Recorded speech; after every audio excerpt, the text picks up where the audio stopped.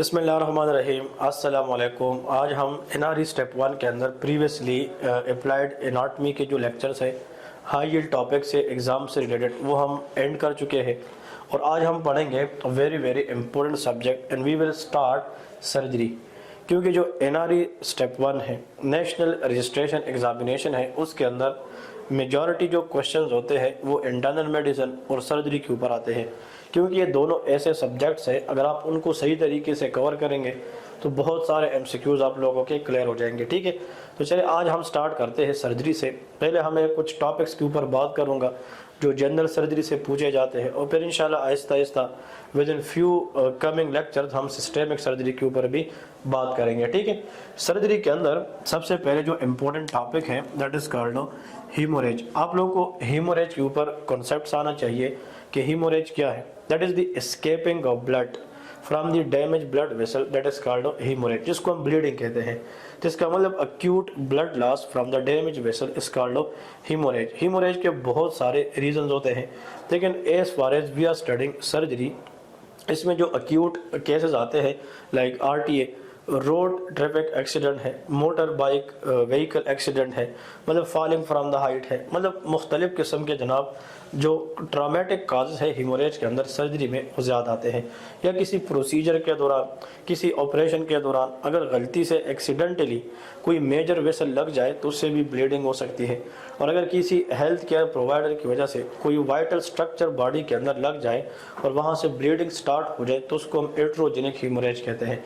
लेकिन चले कहने का मतलब ये है कि जो ब्लीडिंग है हीमोरेज है इसके बहुत सारे काजेस हो सकती है, लेकिन traumatic is the most common cause. Haemorrhage फिर बॉडी के अंदर मुख्तलिफ किस्म के होते हैं। कुछ ब्लीडिंग ऐसी होती है जो हमें नेकेड आई से नज़र आती है कि भाई पेशेंट की पुराने बॉडी पार्ट से मतलब खून निकल रहा होता है, उसको हम कहते हैं विजिबल हीमोरेज या नेकेड आई हीमोरेज कहते हैं। कुछ ब्लीडिंग ऐसी होती है कि जो इंटरनल होती है, बॉडी के अंदर होती है लेकिन वो हमें नज़र नहीं आती, उनको हम कहते हैं कंसील्ड हीमोरेज। कंसील्ड का मतलब होता है कि हिडन हीमोरेज होता है। ठीक है जी, मतलब फिर ब्लीडिंग के लिहाज से अगर हम देखें इसमें माइल्ड भी है, मॉडरेट भी है और सीवियर भी है। जितना ज़्यादा ब्लड, जिस तरह 40% ऑफ द ब्लड लॉस हो जाए तो वो एक सीवियर हीमोरेज या इसको हम ग्रेड 4 हीमोरेज कहते हैं। क्योंकि WHO जो वर्ल्ड हेल्थ ऑर्गेनाइजेशन है उसने हीमोरेज की कुछ ग्रेडिंग भी बनाई है।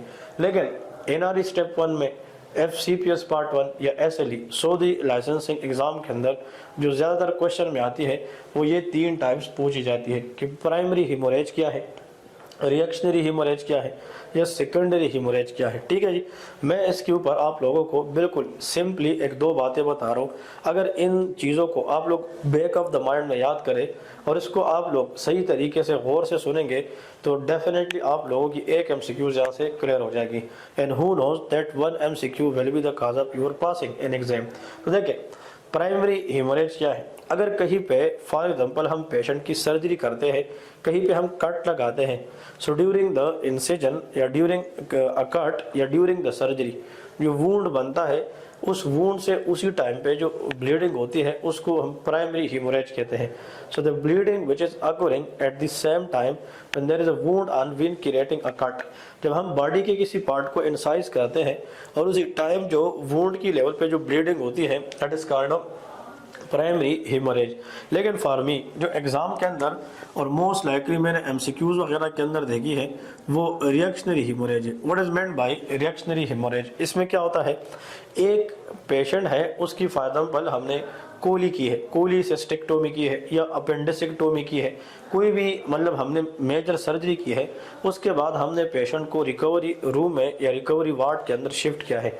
लेकिन शिफ्ट करने के बाद अब टाइमिंग इज़ वेरी इंपॉर्टेंट। अगर OT से फारिग होने के बाद after the major surgery patient के अंदर वुंड की साइड से ब्लीडिंग स्टार्ट हो जाए within 24 hour to 48 hour, इसका मतलब सर्जरी के तकरीबन 1 से लेकर 2 दिनों के अंदर अगर वुंड की साइड से ब्लीडिंग स्टार्ट हो जाए ये रिएक्शनरी हीमोरेज होता है। आप लोग एनआरई स्टेप 1 के प्रीवियस पेपर उठा के देख ले, नम्स के क्वेश्चन देखे, ये क्वेश्चन उसमें बार बार रिपीट हुआ है कि एक पेशेंट है उसने थायराइडेक्टोमी की है, एक पेशेंट है उसने कोलीसिस्टेक्टोमी की है और पेशेंट को स्टेबल हालत में में रिकवरी वार्ड में मतलब मुंतकिल किया गया।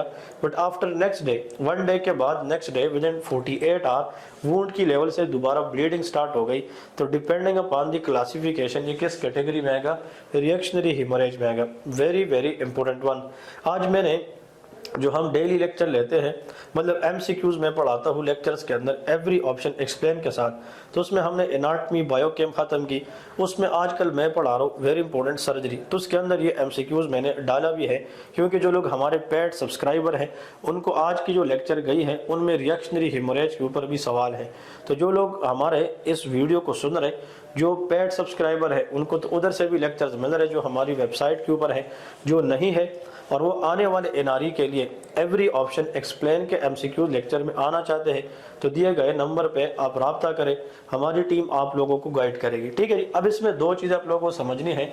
रिएक्शनरी हेमोरेज की वजूहात क्या है, ऑपरेशन के बाद 48 घंटे में ब्लड क्यों निकलता है, क्यों खून आता है। इसकी मेन वजह यह है कि sudden rise in blood pressure. कभी कभार कुछ लोगों में एकदम बीपी बढ़ जाती है, कभी कभार कुछ लोगों में जो क्लॉट्स होती है वो डिसलॉज हो जाती है। तो पुअर नॉटिंग की वजह से जहाँ पे स्टिचेस लगाए थे वो नॉट सही तरीके से हमने नहीं लगाया था, तो पुअर नॉट के ऊपर जब प्रेशर बढ़ती है तो उसमें भी रिएक्शनरी हेमोरेज के चांसेस ज़्यादा होते हैं। ठीक है। इसके बाद आते हैं सेकेंडरी हेमोरेज।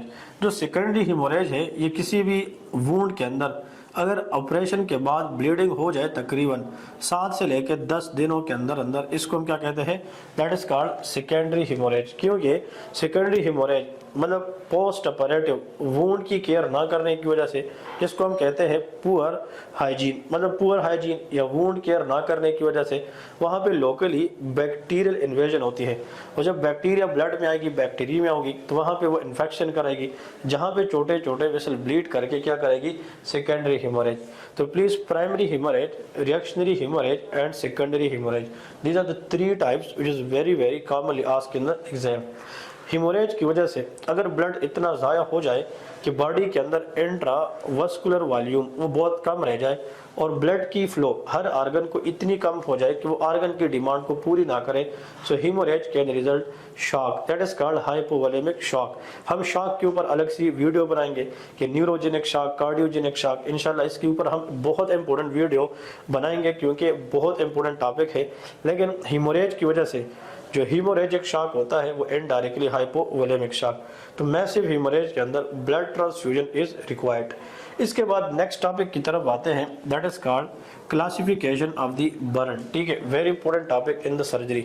आप लोगों ने हॉस्पिटल में, टर्शियरी केयर हॉस्पिटल में देखा होगा, अलग सा बर्न यूनिट होता है, उसमें हम उन पेशेंट को डील करते हैं जो बर्न के साथ आते हैं, क्योंकि very very emergency condition in the surgery burn. Now what is burn? It is the tissue injury due to direct trauma या direct contact or indirect contact like exposure to thermal, exposure to some chemical या fire, मतलब कोई आग वगैरह लग गए, for example thermal injury, chemical injury, इनकी वजह से अगर बॉडी की टिश्यू डैमेज हो जाए, वो जल जाती है, इसको हम क्या कहते हैं, बर्न कहते हैं। अब बर्न जो होता है इसको हम डिवाइड करते हैं 3 डिग्री में। एक को हम कहते हैं सुपरफिशियल बर्न जो 1st डिग्री बर्न है, एक को डीप बर्न कहते हैं जो 3rd डिग्री है, और एक माइल्ड है जो 2nd डिग्री बर्न होता है। थोड़ा सा मैं आप लोगों को बताता हूँ। 1st डिग्री बर्न ये वो कंडीशन है जिसके अंदर स्किन का सिर्फ बाहर वाला जो लेयर है that is involve, that is called epidermis. Epidermis is the outermost layer of the skin involve in the 1st degree burn. और जो एपिडर्मिस है it is labile cell has the ability of regeneration. तो 1st degree burn में उस area पे redness आएगी, उस area में पेन होगी और वो शाइनी टाइट, वो स्किन एरिया टाइट हो जाती है, लेकिन कुछ दिनों के बाद the area will repair completely. फिर इसके बाद 2nd डिग्री बर्न है। 2nd डिग्री बर्न में अब एनाटमी के अंदर या एनआरई स्टेप 1 में जो क्वेश्चन आता है वो ये है कि 2nd डिग्री बर्न में अब याद रखें एक तो एपिडर्मिस होगी और दूसरी डर्मिस, इसमें 2 लेयर इन्वॉल्व होगी। लेकिन इसमें अगर फॉर एग्जांपल कोई जगह जल जाती है so that is usually replace by blister formation, वहाँ पे क्या बन जाती है, ब्लिस्टर। यह क्वेश्चन मैंने बहुत सारे एमसीक्यूज के अंदर देखा है कि जिस बर्न के अंदर क्या बनती है, blister, that will be 2nd degree burn. Blister का मतलब होता है the fluid filled lesion in the skin is called a blister. Blister, मतलब फ्लूइड फिल्ड लीजन को हम ब्लेस्टर कहते हैं अगर उनकी साइज बड़ी होती है। छोटी वाली फ्लूइड फिल्ड कैविटी को हम वेजिकल कहते हैं। वेजिकल अगर बड़े हो जाए तो ब्लेस्टर है, और इसके अंदर अगर इन्फेक्शन हो जाए, बैक्टीरिया आ जाए तो पस्ट्यूल बन जाता है। ये हम डर्मेटोलॉजी में डिस्कस करेंगे, बट सेकंड डिग्री बर्न में ब्लेस्टर फॉर्मेशन ज़रूर होती है। दूसरी बात, जो डर्मिस है उसमें हमारी hair roots, sebaceous gland, sweat glands, lymphatics, blood vessel, ये सारे स्ट्रक्चर होते हैं, वो भी सेकंड डिग्री बर्न के अंदर इन्वॉल्व होते हैं। ठीक है जी। इसके बाद आते हैं थर्ड डिग्री बर्न। हाँ, इस सेकंड डिग्री बर्न के ऊपर अगर एग्जाम में आ जाए कि कौन सी बैक्टीरिया है जो इस ब्लेस्टर के इर्द गिर्द इन्फेक्शन करा सकती है, दैट इज कॉल्ड सूडोमोनास एरोजिनोसा। जो सूडोमोनास एरोजिनोसा है, that is a bacteria which can cause mainly infection in the burn patient। ठीक है जी। फिर इसके बाद थर्ड डिग्री बर्न है। थर्ड डिग्री बर्न सबसे डीपर होता है, और थर्ड डिग्री बर्न अगर बाद में ठीक हो भी जाए, that is usually replace with the scar formation. उसमें स्कार बनता है। आप लोगों ने देखा होगा, बाज़ लोग होते हैं उसकी हाथ पे, उसकी पाँव पे निशान होती है, और वो कहते हैं कि यार जब मैं छोटा था, जब मैं छोटी तो भाई ये जगह जल गई थी, उस वजह से वो निशान आज तक भी मेरे हाथ या पाँव पे मौजूद है। तो मतलब थर्ड डिग्री के अंदर स्कार बनती है। स्कार इज अ परमानेंट एक साइन रह जाती है, और उसमें कोलेजन टाइप 1 है। अब अगर एक पेशेंट है उसको बर्न है सेकंड डिग्री, थर्ड डिग्री, तो what you will do in the treatment option, first of all हमें ये देखना है कितना percent body surface area involve है। We should know BSA, body surface area involve in the burn. How we will know, हमें कैसे पता चलेगा कि कितना percent body surface area involve है, चाहे वो 10% है, 15% है, इवन 50% है। उसके लिए हमें सर्जरी ने एक बहुत आसान सा एक काम दिया है, that is called rule of 9। इस रूल ऑफ 9 की कंसेप्ट को अप्लाई करते हुए हम मालूम करते हैं कि बर्न के अंदर हमें कैसे पता चलेगा how much percent of the body surface area is involve. देखिए, अगर एक पेशेंट है उसका हेड एरिया है, लेकिन इसका एक एंटीरियर है और एक पोस्टीरियर है। पोस्टीरियर ये ऑक्सीपिटल एरिया है, एंटीरियर ये फ्रंटल एरिया है। अगर सिर्फ ये front half of the head इसके अंदर बर्न है तो ये 4.5 है, और अगर बैक है तो वो भी 4.5 है। तो इसका मतलब यह है, मैं यहाँ पे सिर्फ लिख लेता हूँ कि मैं एंटीरियर प्लस पोस्टीरियर, मतलब फ्रंट और बैक दोनों इज इक्वल टू 9, क्योंकि front of the head is equal to 4.5, back of the head is equal to 4.5, so both are is equal to 9। Upper limb की बात करते हैं। अगर अपर लिम्ब के अंदर फ्लेक्सर कंपार्टमेंट में बर्न है, फ्रंट है वो भी 4.5, बैक है तो वो भी 4.5 है। तो देखिए, फ्रंट बैक 4.5 4.5, तो एक अपर लिम्ब 9 है और दूसरा अपर लिम्ब भी है, because we have 2 upper limb, right and left, तो ये 9 है। थोरैक्स अगर हम देखते हैं, थोरैक्स जो बिल्कुल फ्रंट है, थोरैक्स ये हमारे पास 9 है। ठीक है, that is called 9। Back side भी हमारे पास कितना होता है, दैट इज 9। एब्डोमेन का फ्रंट भी 9 है, बैक साइड भी 9 होता है। ठीक है, लेकिन जो लोअर लिम्ब है, that is very very important to understand. Lower limb का जो फ्रंट है वो 9 है, बैक साइड भी 9 है। अपर लिम्ब का फ्रंट ये 4.5 है और बैक साइड भी 4.5, लेकिन इसका डबल है लोअर लिम्ब, इसलिए कि जो हार्ट है lower limb away from the heart as compare to upper limb. तो वहाँ पे हम डिग्री इसलिए देते हैं ज़्यादा, ताकि हम फ्लूइड एग्रेसिव दे दें, ताकि लोअर लिम्ब के अंदर जो डिमांड है वो हम पूरी करें। तो लोअर लिम्ब फ्रंट अगर 9 है, बैक भी 9 है, तो एक लोअर लिम्ब ये 18 का बराबर है, तो दोनों हमारे पास किसके, ये 36 के बराबर होंगे। और जो पेरिनियम है, डायमंड शेप स्पेस है बिटवीन जेनेटिलिया, ये 1% होता है। ठीक है जी, इसको ऐसा करते हैं, इसको जमा करते हैं, दैट इज 9 + 9 18, दैट इज 27 36 45। ठीक है, 45 54 63 के साथ अगर हम 18 करें, 81 18 प्लस करें 99 and that is 1, so that is equal to 100%. so this is the rule of 9. you people must know इसी रूल ऑफ 9 को सर्जरी के वार्ड में और सर्जरी की यूनिट में या एग्ज़ाम के दौरान जब बर्न के ऊपर सवाल आता है, वी शुड नो इट। बहुत आसान कहानी है, इसको आप 1-2 दफ़ा देखेंगे। हम पीड्स पढ़ेंगे, पीड्स के अंदर बच्चों में रूल ऑफ 9 अलग पढ़ेंगे, ये एडल्ट्स के लिए है। ठीक है जी। अब अगर एक बंदा है वो बर्न के अंदर आए है, तो हमें उसको कितना फ्लूइड देना है। फ्लूइड फर्स्ट 24 आवर के लिए बर्न में जिस फार्मूले के तहत हम कैलकुलेट करते हैं उसका नाम पोरक्लेंड फार्मूला है। ठीक है, पोरक्लेंड फार्मूला अपने MBBS करियर में बहुत सारी जगह ऐसी है जहां पे मैंने काफ़ी हेल्पफुल पाई है। तो पोरक्लेट फार्मूला में क्या है, इस फार्मूले को लेके 4 ml is the constant number multiplied by weight of the body and multiplied by body surface area, इसको कहते हैं पोरक्लेट formula.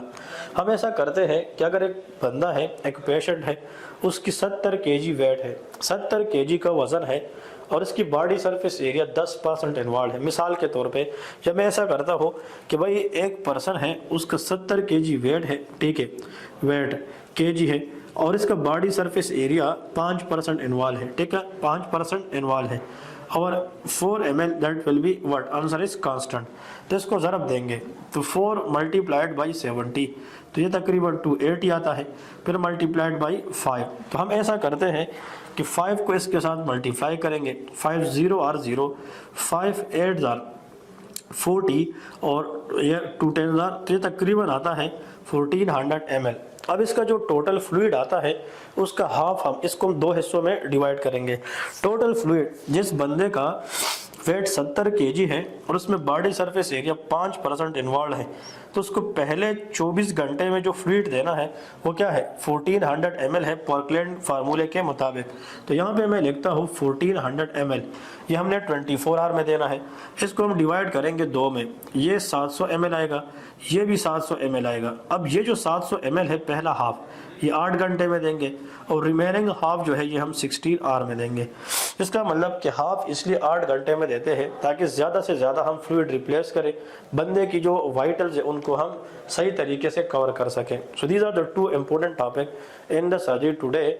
I upload my lecture on surgery and this topic are high yield. इन टॉपिक्स के अंदर जो concept बताए हैं please आप लोग इनको पढ़ें, हमें कमेंट्स में ज़रूर बताएं कि आप लोगों ने इससे कुछ सीखा या नहीं सीखा, या हाउ मच और lecture is fruitful and productive for your exam. आप लोगों की कमेंट्स हमारे लिए मोटिवेशन होगी और आप लोग हमारी यूट्यूब के चैनल दूसरे दोस्तों को भी शेयर करें, खुद भी लाइक करें, बेल आइकन दबाएं ताकि इस तरह की नोटिफिकेशन आती रहे और आप लोग लेक्चर्स लेते रहें। थैंक यू सो मच, अल्लाह हाफिज़।